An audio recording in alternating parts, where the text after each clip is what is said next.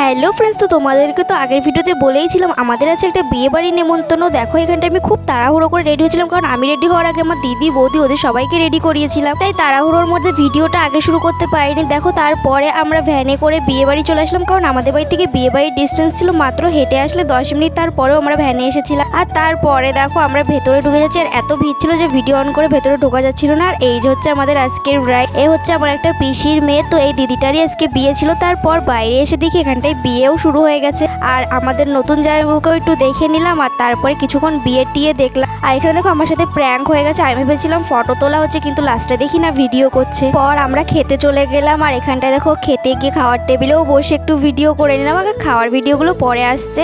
তো দেখো খাইয়ে দিয়ে আসার পর দেখি এখানটায় বিয়ের মেন পার্ট মানে সিঁদুর দান চলছে। তো এই পার্টটা আর মিস করা যায়। তারপরে দেখো সিঁদুর পর ওকে কত সুন্দর মিষ্টি লাগছে না।